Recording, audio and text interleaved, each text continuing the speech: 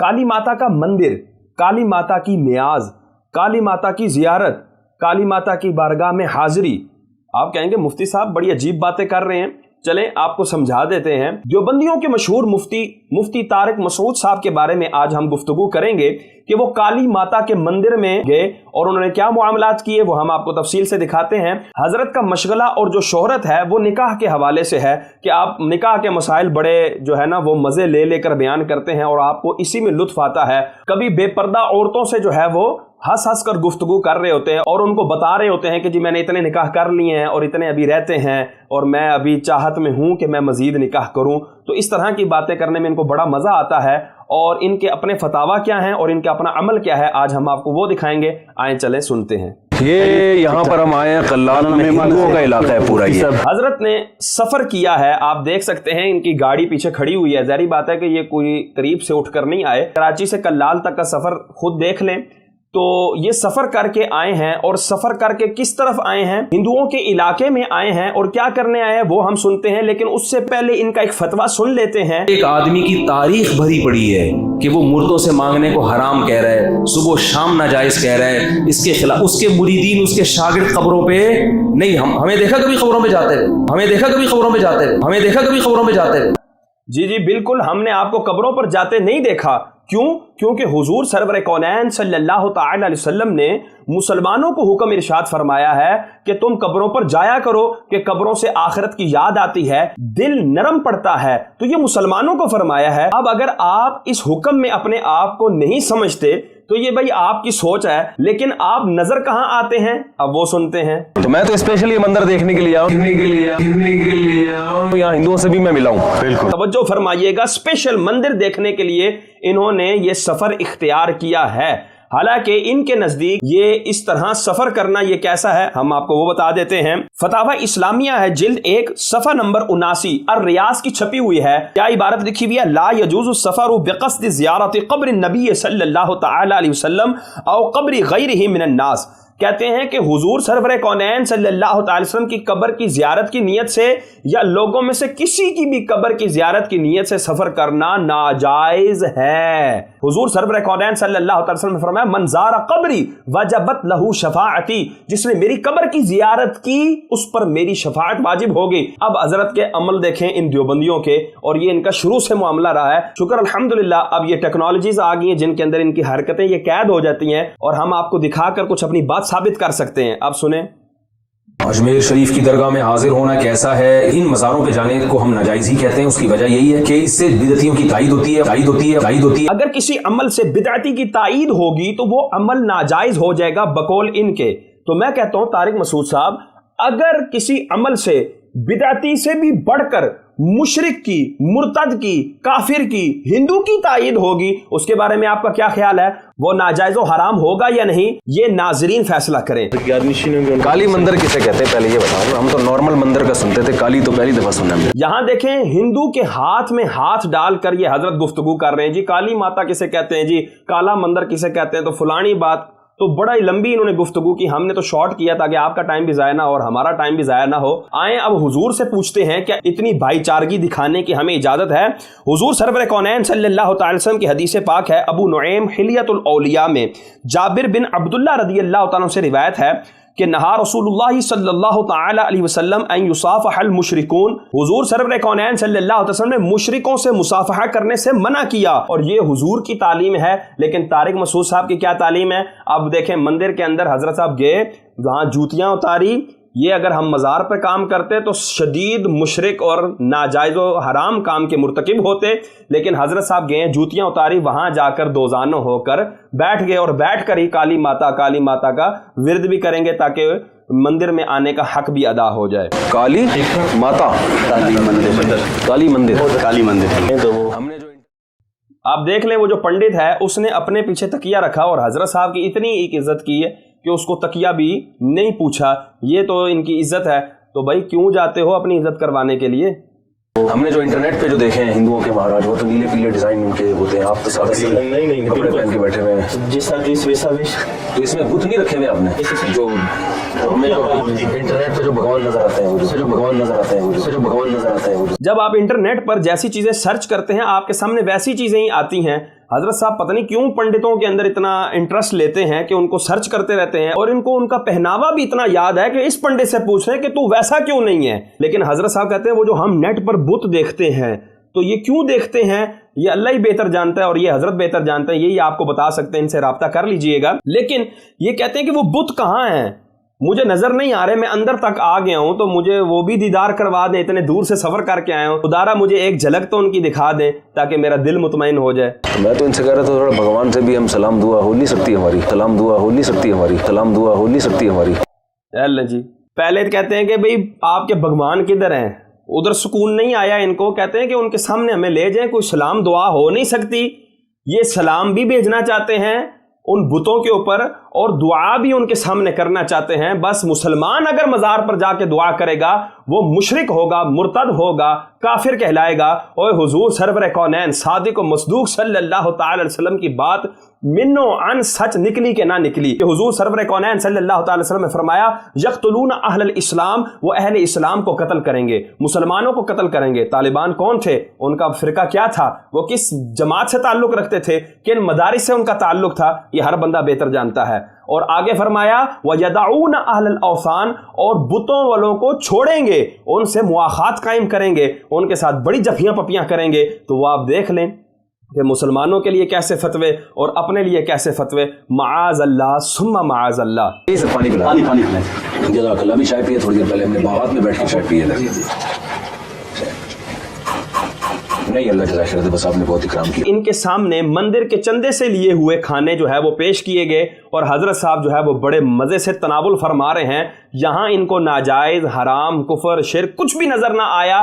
اب مسلمانوں کے حوالے سے ان کی 11ویں، ان کی 12ویں اور ان کے جو 26ویں اور دیگر معاملات ہیں وہ سنیں کہ حضور سرور کونین کا فرمان کس انداز سے صادق آ رہا ہے ان کے اوپر. وہ سنیں، یہ ان کے سے سوال ہوا ہے، اب یہ اس کا جواب دے رہے ہیں. 11ویں شریف کا کھانا حلال ہے یا حرام؟ ہماری رائے میں یہ 11ویں شریف اور 12ویں شریف اس طرح کے جتنے متعین دنوں کے کھانے یہ بدعت ہیں. اسلاف میں اس کا کوئی ثبوت نہیں ملتا. کوئی ایک واقعہ بتائیں حضرت ابوبکر رضی اللہ تعالیٰ عنہ کے انتقال پر حضرت عمر نے پوری زندگی میں کبھی ان کے نام پہ 11ویں شریف کی ہو یا ان کے نام کا کھانا کھلایا ہو. اور ان کے نزدیک یہ قاعدہ کلیہ ہے کہ جو بھی بدعت ہوگی وہ حرام ہوگی. تو پتہ کیا لگا ان کے نزدیک 11ویں شریف بھی حرام، 12ویں شریف بھی حرام، کہ جس کے اندر حلال اور طیب رزق ہی پکایا جاتا ہے. اور ہندوؤں کے مندر میں بیٹھ کر جو چیز کھائی جائے وہ بالکل حلال اور طیب ہوتی ہے، اس کے اندر ذرا برابر بھی کوئی قباحت نہیں ہوتی. اب آگے سنیں حضرت صاحب کس چیز کو اپنے لیے حلال قرار دے رہے ہیں. کیا کوا حلال ہے؟ جی صحیح، اگر چند دنوں تک اس کو آپ نے پاکیزہ چیز کھلائی ہے تو کوا بھی پھر حلال جانور ہے. کوا حلال جانور ہے جی، اس کی دیگے بنا بنا کر حضرات کھاتے ہوں گے. اللہ اکبر. سید اعلیٰ حضرت امام احمد رضا خان فاضل بریلی رحمۃ اللہ تعالی علیہ، آپ نے کیا فرمایا؟ اندھے کو پڑی تھی کہ شوربے ہی سے کھائے، بٹیر ہاتھ نہ آیا تو زاغ لے کے چلے. چلیں، بڑی خوشی ہوئی آپ سے مل کے. ہمیں بھی خوشی آپ سے مل کر. پھر کبھی کراچی آئیں تو ہمارے ساتھ بھی ملیں. وہ آپ کو اپنی مسجد میں بٹھائیں گے، وہ آپ کو اپنی مسجد میں بٹھائیں گے، وہ آپ کو اپنی مسجد میں بٹھائیں گے. ستم بلائے ستم کہنے لگے کہ حضرت جب آپ آئیں گے ہم آپ کو اپنی مسجد میں بٹھائیں گے. لیکن رب قرآن پاک میں کیا ارشاد فرماتا ہے؟ اور ہماری نہ مانو، قرآن کی تو مان لو. اللہ تبارک و تعالیٰ سورہ توبہ آیت نمبر 28 میں ارشاد فرماتا ہے، معذرت یہ تو مومنوں کے لیے ہے. رب فرماتا ہے یا ایھا الذین آمنو، اے ایمان والو، انما المشرکون نجس، کہ مشرکین محض گندے ہیں، نجس ہیں، نرے ناپاک ہیں. فلا یقربوا المسجد الحرام بعد عامہم ھذا، اور اس سال کے بعد اب یہ مسجد الحرام کے قریب نہیں آنے چاہیے، مسجد حرام کے قریب بھی نہیں آنے چاہیے. اور تم کہتے ہو بھائی مسجد کے اندر بٹھائیں گے. اور خدا کے بندے کچھ تو خیال کرو. اب دیکھیں، میں کہتا ہوں کل کے رضا ہے خنجر خوخار برقبار، اعداء سے کہہ دو خیر منائیں نہ شر کریں. میں کہتا ہوں اعلیٰ حضرت کی نظر دوربین دیکھیں کہ اس طارق مسعود کی اس حرکت کو ہی گویا کہ سیدی اعلیٰ حضرت میں فتاوی رضویہ کے اندر بیان فرما رہے ہیں. اور کیا فرماتے ہیں؟ واقعی بندگی بیچارگی جب ہندوؤں کی غلامی ٹھہری، پھر کہاں کی غیرت اور کہاں کی خودداری. وہ تمہیں ملچ جانے بھنگی مانے، تمہارا پاک ہاتھ جس چیز کو لگ جائے گندی ہو جائے.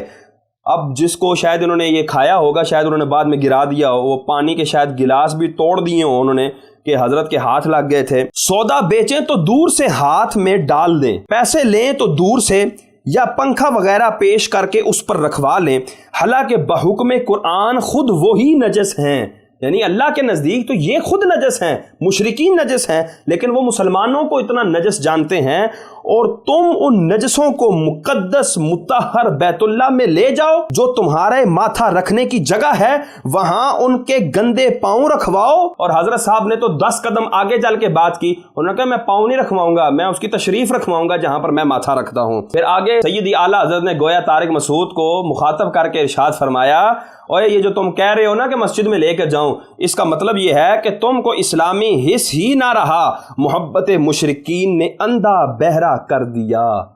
استغفر اللہ معاذ اللہ. ایسا نہ ہو کہ آپ ان کے مذہبی معاملات میں، ان کی مذہبی رسومات میں شرکت کرنا شروع کر دیں، کیونکہ کسی بھی طرح سے ان کے مذہب کو اپریشیٹ کرنا، اس کی حوصلہ افزائی کرنا جائز نہیں ہے، کیونکہ یہ اس کی علامت ہے کہ آپ کو اپنے برحق ہونے پر اطمینان نہیں ہے. یہ حضرت کا اپنا ہی فتویٰ ہے، انہی کی بوتھی ہے، انہی کی جوتی ہے.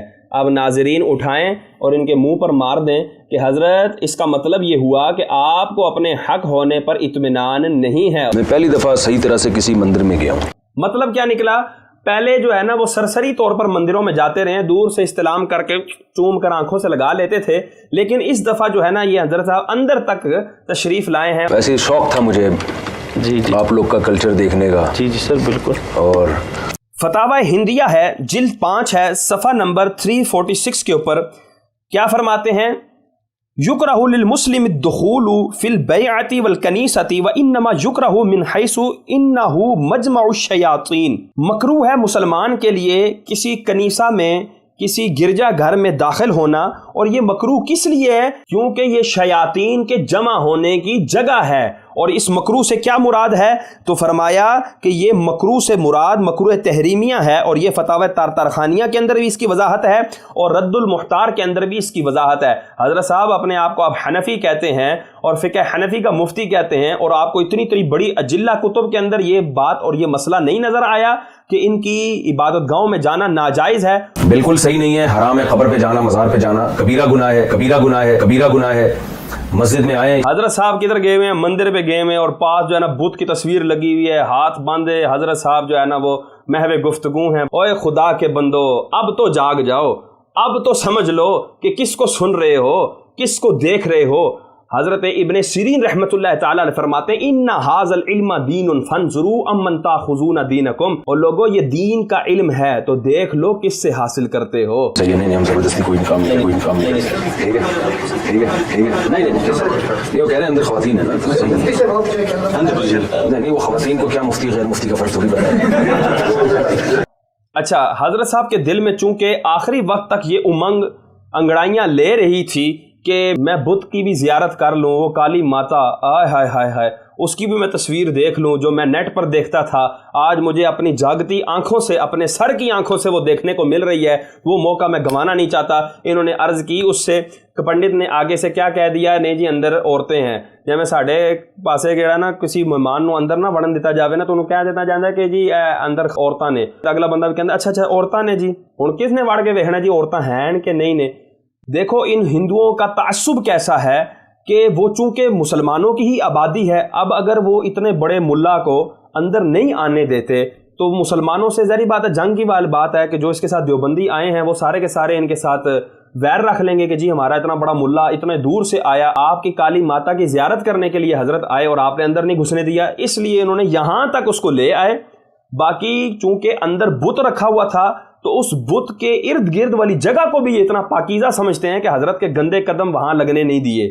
کہ ظاہری بات ہے پورا بت بھی دھونا پڑے گا، انہوں بھی غوطے دینے پڑیں گے، پوری ہر شے دھونی پہ آ جائے گی. لہٰذا عورتوں کو سمجھ لو کہ بھائی عورتیں اندر ہیں نے، تو لہٰذا کوئی نہیں. پھر پیچھے سے دیوبندی بولا کہنے جی عورتوں کو کہہ دیں جی مفتی صاحب آئے ہیں جی کالی ماتا صاحب کی زیارت کرنے کے لیے، تو وہ شاید اندر سے نکل جائیں. تو پھر وہ طارق مسعود صاحب کہتے ہیں نہ ان عورتوں کو کیا پتہ کہ مفتی غیر مفتی کیا ہوتا ہے.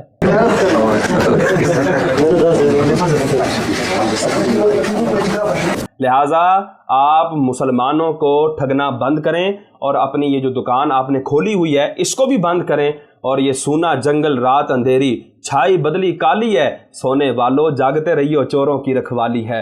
آنکھ سے کاجل صاف چرا لیں یہاں وہ چور بلا کے ہیں، تیری گٹھڑی تاکی ہے اور تو نے نیند نکالی ہے. اللہ تبارک و تعالی ہمیں ان لوگوں سے بچنے کی توفیق عطا فرمائے۔ اعلیٰ حضرت کا شعر پھر میں پڑھتا چلوں گا، میں مجرم ہوں آقا، میں مجرم ہوں آقا، مجھے ساتھ لے لو کہ رستے میں ہیں جا بجا تھانے والے، وما علینا الا البلاغ المبین۔